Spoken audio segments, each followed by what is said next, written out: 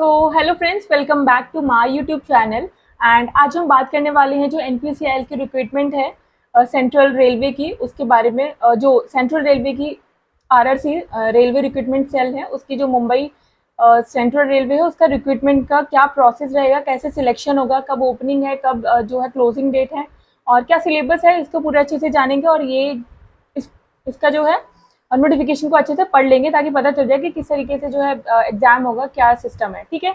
और इससे पहले हम और भी वीडियोस आपके लिए बनाते रहते हैं, जो लेटेस्ट वैकेंसीज आती रहती है, तो वीडियो को जो है वॉच करें, लाइक करें, शेयर सब्सक्राइब जरूर करें चैनल को। तो चलिए शुरू करते हैं। तो ये नोटिफिकेशन है सेंट्रल रेलवे रिक्रूटमेंट सेल का चीफ प्रोजेक्ट मैनेजर, ठीक है, ऑफिस बिल्डिंग मुंबई से, ठीक है, सेंट्रल रेलवे का, जिसकी ओपनिंग डेट जो है वो 16 जुलाई 2024 है, जो कि स्टार्ट हो चुकी है। एंड जिसकी जो एंड डेट है वो 15 अगस्त है टिल 5 आवर्स तक, 17 यानी कि 5। ठीक है। तो आपको इससे पहले ही डेट इसको जो है एग्जाम को, जो इसका जो फॉर्म है उसको फिल कर लेना है अच्छे से। उसके बाद online application invited for the interested candidate, ठीक है। अप्रेंटिस है, ये अप्रेंटिस ट्रेनिंग दी जाएगी आपको इसमें under apprentice act 1961 in the designated trades, ठीक है। डिफरेंट ट्रेड्स है, डिफरेंट मुंबई के जो जोन्स हैं वहाँ पे डिफरेंट ट्रेड्स के लिए वैकेंसीज हैं, तो उनको फिल करने के लिए ये जो है अप्रेंटिस की ट्रेनिंग आपको दी जाएगी। ठीक है। Against 2024 slots, application complete in all respect should be submitted only online. ये जितना भी प्रोसेस है ये ऑनलाइन एप्लीकेशन ही एक्सेप्ट करते हैं।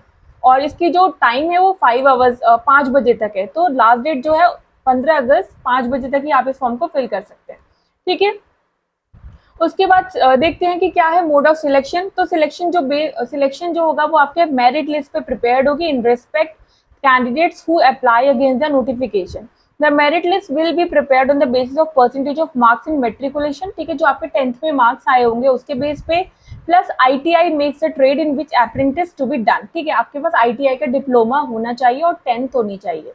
The panel will be on the basis of simple average of marks in the matriculation and ITI। बहुत ज़्यादा इसकी कट ऑफ नहीं जाएगी, तो जो प्रोसेस होगा वो सिंपल ही होगा। For the purpose of calculation of percentage of matriculation marks obtained by the candidates in all the subjects will be reckoned and not on the basis of marks of any subject, ठीक है। सिर्फ एक single subject से वो नहीं जज करेंगे, आपके जो ओवरऑल मार्क्स होंगे, आपकी ओवरऑल परसेंटेज होगी, उससे वो मेरिट लिस्ट को प्रिपेयर करेंगे। उसके बाद इन केस ऑफ दो कैंडिडेट्स का अगर सेम मार्क्स होता है तो ये किस बेसिस पर जो है उसको सिलेक्ट करेंगे कि कौन सा कैंडिडेट जो है वो उसको लिया जाएगा। Final merit list will be prepared cluster unit wise, ठीक है। डिफरेंट यूनिट है इसमें, तो जो फाइनल मेरिट लिस्ट बनेगी वो यूनिट वाइज बनेगी, ट्रेड वाइज बनेगी एंड कम्युनिटी वाइज बनेगी, equal to the number of slots in the descending order of percentage of marks obtain by the candidate as a stated above. उसके बाद during admission of online application the registration number will be issue to each applicant. आपको एक registration number दिया जाएगा जब आप online application fill करेंगे।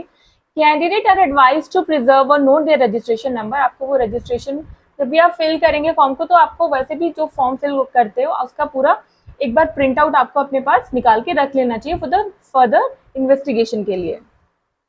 उसके बाद candidate have to choose only one cluster. आप एक बार में एक ही क्लस्टर चूज कर सकते हो। ही और शी कैन गिव, ये बोथ मेल और फीमेल दोनों के लिए है। उसके बाद ही और she can give preference to the unit following in the geographical jurisdiction of the cluster only, ठीक है। आप एक बार में एक ही क्लस्टर के लिए अप्लाई कर सकते हैं। जैसे मुंबई में ये कैरेज वेगन, कल्याण डीजल, कुल्लर डीजल, तो आप इनमें से किसी एक क्लस्टर के लिए ही अप्लाई कर सकते हैं, ठीक है। क्लस्टर भोसवाल, पुणे, नागपुर, सोलापुर, इसमें बोला गया है कि candidates have to choose only one cluster. ही और she can give preference for the units following within the geographical duration. आप यूनिट्स तो चूज कर सकते हैं डिफरेंट, बट क्लस्टर आप एक ही चूज कर सकते हो। Please go through the available training slots given below, ठीक है। ये अवेलेबल ट्रेनिंग स्लॉट्स हैं। Apprentice will be engage in the following trades. ये मुंबई क्लस्टर में ट्रेड्स और कितनी वैकेंसीज हैं और क्या इसकी एलिजिबिलिटी है ये दी गई है, और ट्रेनिंग पीरियड क्या होगा, ठीक है। तो मुंबई क्लस्टर में ट्रेड्स फिटर, वेल्डर, कारपेंटर, उसके बाद टेलर, जनरल, जिसमें जनरल की इतनी, ओबीसी की उतनी, ITI pass in trade to be eligible for the consideration, fitter, welder, तो इसमें 10th प्लस आपके पास ITI होना चाहिए इन द रिस्पेक्टेड ट्रेड में। तो टोटल जो है वो 131 है इसमें। उसके बाद कल्याण डीजल शेड है। उसके बाद डिफरेंट जो है वो मुंबई क्लस्टर में सीनियर TRS कल्याण में कितनी वैकेंसीज हैं, TRS कुर्ला में कितनी वैकेंसीज हैं, और ये जो वैकेंसीज हैं वो आपकी कैटेगरी वाइज हैं, और आपके पास उसमें जो है प्रिफर्ड डिप्लोमा होना चाहिए ITI का। उसके बाद अगर उसके बाद देखते हैं ये सारी जो है जोन की, क्लस्टर की जो है आपकी वैकेंसीज के बारे में दिया गया है। उसके बाद एलिजिबिलिटी, क्या कंडीशंस है कि candidate should have completed 15 years of age, आपकी एज 15 इयर्स हो चुकी होनी चाहिए, कंप्लीट हो गई हो, and should not have completed 24 years at the age of 15 July 2024। तो 15 से कंप्लीट हो चुकी है मैम, 16 के अराउंड, 16 से लेकर 23 की एज जो है, अगर आपकी एज है तो आप इसको अप्लाई कर सकते हैं। उसके बाद अपर एज लिमिट रिलैक्सेशन दिया जाएगा SC/ST को 5 इयर्स का, candidates 3 years in case of OBC को 3 इयर्स का दिया जाएगा। ये उनकी डेट है कि इस डेट के बीच में आप बॉर्न हुए हो तो आपको इतना रिलैक्सेशन मिलेगा SC/ST के लिए। उसके बाद एक्स सर्विसमैन को कितना रिजर्वेशन दिया गया, चिल्ड्रंस ऑफ डिसीज और disabled ex serviceman including those killed and disabled during peace time, उनको जो है डिफरेंट रिलैक्सेशन दिया गया है। मिनिमम एजुकेशनल क्वालिफिकेशन क्या चाहिए, कैंडिडेट 10th पास होना चाहिए और it's equivalent under 10+2 examination system with 50% marks होने चाहिए in aggregate from the recognised board, and also possess national trade certificate in the notified trade issued by the National Council of Vocational Training or provisional certificate issued by the National Council for Vocational Training, State Council for Vocational Training। तो आपके पास 10+2 होना चाहिए, जिसमें आपके पास 50% marks 10+2 है तो भी ठीक है। और उसके बाद आपके पास जो है वो सर्टिफिकेट होना चाहिए, ITI के डिप्लोमा होना चाहिए, या फिर आपके पास जो है वो national council for vocational training का सर्टिफिकेट होना चाहिए, या फिर स्टेट काउंसिल फॉर वोकेशनल, आपने ट्रेनिंग ली हो, वोकेशनल ट्रेनिंग ली हो इधर ऑन द नेशनल बेसिस पे या इधर ऑन द स्टेट काउंसिल से। फीस की पेमेंट जो है, एप्लीकेशन फी नॉन रिफंडेबल है, वो आपको 100 रुपीज पे करनी है। एप्लीकेशन फीस एक बार पे हो गई तो वो नॉन रिफंडेबल है। और कैसे अप्लाई करना है, तो ये वेबसाइट है www.rrccr.com, इस वेबसाइट पे आपको जाना है और यहाँ पे जाके आपको अप्लाई करना है। Standard of fitness for person with disability, ये disability only loop locomotor palsy who suffers not less than 40%। ये कुछ डिसेबिलिटीज हैं कि कितने % डिसेबिलिटी है आपको, तो आपको जो है एक्सेप्ट की जाएगी आपकी एप्लीकेशन, या फिर आपको उसमें रिलैक्सेशन दिया जाएगा। If the online transaction is successfully completed, please log in again and make payment online। ठीक है, ऑनलाइन सब कुछ, एग्जाम जो आपकी एप्लीकेशन एक्सेप्ट होगी वो भी ऑनलाइन है, फीस पेमेंट सब कुछ जो है ऑनलाइन है। उसके बाद अप्लाई कैसे करना है, तो candidate required to apply online, वो मैंने बता दिया आपको, rrccr.com इनकी वेबसाइट है। ठीक है, filling up online application, candidate haves to required log in करना है वेबसाइट पे। उसके बाद आपको पूरा अपना डेटा फिल करना है, biodata. Candidate should in possession of Aadhaar card at the time of registration, candidate have to fill 12 digit अपना आधार कार्ड आपको रखना है। तो the provision is applicable to the candidates of all state and union territory except the state of Jammu Kashmir, Meghalaya and Assam. Applicant from these states can enter the online application form, their voter ID number, their valid post passport number, driving licence number और any other valid government ID card at the time of online application. तो इसमें से आप कुछ भी fill कर सकते हैं जो भी आपके पास है। Candidate should ensure their name, आपको अपना जो नेम है, अपने फादर का नाम है, अपने जो मदर का नाम है, और जितनी भी डिटेल्स है ना, आपको वो सारी डिटेल्स वहाँ पे रिक्वायर्ड जो सेक्शन है वहाँ पे आपको फिल करनी है। Candidate have to choose only one cluster and within that cluster they can give unit in order of their preferences. आप क्लस्टर एक चूज करेंगे बट उसमें यूनिट की जो प्रेफरेंस है वो आप अपने अकॉर्डिंग दे सकते हैं। Candidates trying to submit more than one application with different particular name, father name, educational, technical qualification number, inform that all such application will be rejected. अगर आप सोच रहे हैं कि हम दूसरे नाम से जो है फिल कर देंगे तो आपकी एप्लीकेशन जो है रिजेक्ट हो जाएगी और वो एज अ स्कैम काउंट होगा। स्कैन्ड फोटोग्राफ लगेगी, सॉफ्ट कॉपी ऑफ फोटोग्राफ।